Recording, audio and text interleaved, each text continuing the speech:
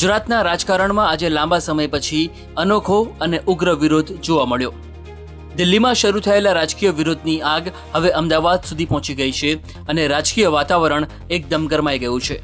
દેશના રાજકારણમાં જ્યારથી રાહુલ ગાંધીની અટકાયતના સમાચારો સામે આવ્યા છે ત્યારથી જ સમગ્ર દેશમાં કોંગ્રેસ આક્રમક મોડમાં જોવા મળી રહી છે।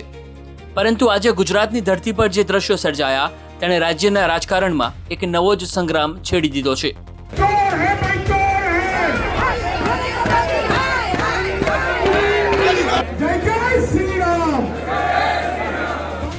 આજે સવારથી જ અમદાવાદના પાલડી સ્થિત પ્રદેશ કોંગ્રેસ કાર્યાલય ખાતે ગતિવિધિઓ ઝડપી બની ગઈ હતી। પ્રદેશ કોંગ્રેસના મોટા નેતાઓથી લઈને મોટી સંખ્યામાં કાર્યકરો કાર્યાલય પર એકઠા થવાના શરૂ થઈ ગયા હતા। રાહુલ ગાંધીની ધરપકડના વિરોધમાં પ્રદેશ કોંગ્રેસ દ્વારા વિરોધ પ્રદર્શનનું આયોજન કરવામાં આવ્યું હતું। કાર્યકરો હાથમાં બેનરો અને ઝંડા લઈને રસ્તા પર ઉતરી આવ્યા અને કેન્દ્ર સરકાર વિરુદ્ધ ભારે સૂત્રોચ્ચાર શરૂ કર્યા હતા।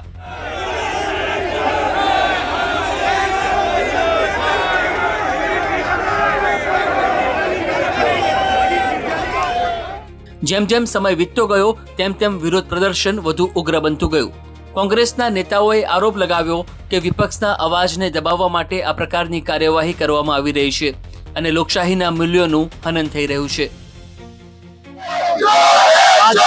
દેશના યુવાનો, ગુજરાતના યુવાનો એક જ માંગ કરે છે કે મોદી સાહેબ આજે ધર્મેન્દ્ર પ્રધાન હવે જે છાત્રો પર બર્બરતા કરી છે એનો ન્યાય થવો જોઈએ।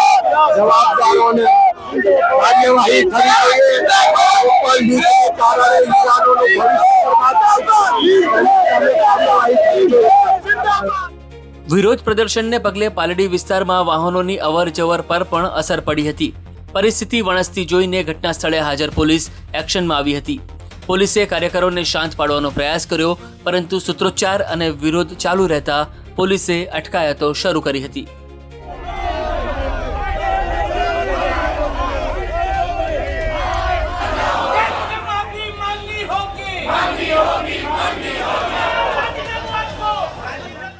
પ્રદેશ કોંગ્રેસના અગ્રણી નેતાઓ સહિત અનેક કાર્યકર્તાઓની સ્થળ પરથી જ અટકાયત કરી લેવામાં આવી। પોલીસે વિરોધ કરી રહેલા કાર્યકરોને બળપ્રયોગ કરીને પોલીસ વાહનોમાં બેસાડ્યા અને વિસ્તાર ખાલી કરાવવાનો પ્રયાસ કર્યો। આજરોજ અહીંયા માર્ચ અને કરવામાં આવ્યા હતા પેદલ માર્ચની કોઈ પરવાનગી નથી અને એટલા માટે પોલીસ દ્વારા કરવામાં આવ્યા છે। અત્યારે આગળની કાર્યવાહી શરૂ કરવામાં આવી છે। અંદાજે સર કેટલા લોકોની અટકાયત થઈ? આપણે 100 થી 150 છે કરવામાં આવી। જો કે વાસ્તવિક રાજકીય ડ્રામા તો બપોર પછી શરૂ થયો। અત્યાર સુધી માત્ર કોંગ્રેસનો વિરોધ ચાલી રહ્યો હતો પરંતુ બપોર થતાં જ રાજકીય રંગ બદલાઈ ગયો।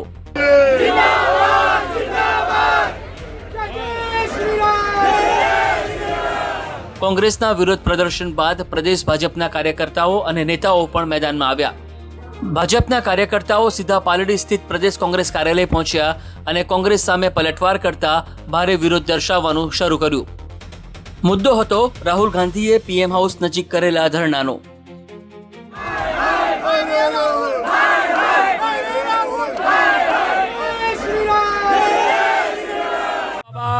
દેશના યુવાઓને ગુમરાહ કરી રહ્યા છે। ગઈકાલે કોંગ્રેસ દ્વારા જે રીતે દેશના યશસ્વી પ્રધાનમંત્રી માન્ય મોદીજીના નિવાસસ્થાનની બહાર કોંગ્રેસ દ્વારા એવા દુર્ભાગ્ય કહી શકાય એવા પ્રદર્શન કરી અને દેશના યશસ્વી પ્રધાનમંત્રી માન્ય મોદીજીને આ ઘરના આંગણે જે રીતે વિરોધ પ્રદર્શન કર્યું છે એ ગુજરાતની પ્રજા સખત શબ્દોમાં વખોડે છે। એક જ જગ્યાએ એક જ સમયે બંને મુખ્ય રાજકીય પક્ષોના કાર્યકર્તાઓ સામસામે આવી જતા સ્થિતિ ભારે તંગ બની ગઈ હતી। બંને તરફથી સામસામે વિરોધ અને ઉગ્ર સૂત્રોચ્ચાર શરૂ થઈ ગયા। કોંગ્રેસના કાર્યકર્તાઓ પ્રદેશ કાર્યાલયના પગથિયેથી સૂત્રોચ્ચાર કરી રહ્યા હતા અને ભાજપના કાર્યકર્તાઓ સામે ચોકમાં રહી ઉગ્ર પ્રદર્શન કરી રહ્યા હતા।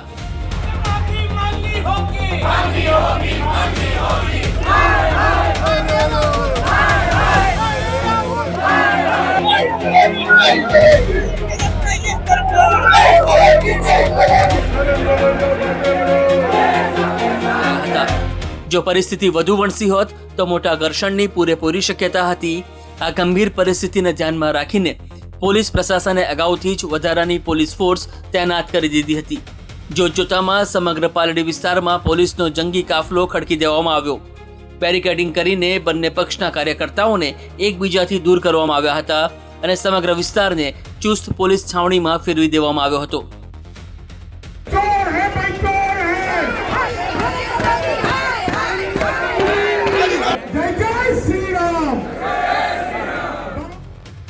આ ઘટના માત્ર એક દિવસનું વિરોધ પ્રદર્શન નથી.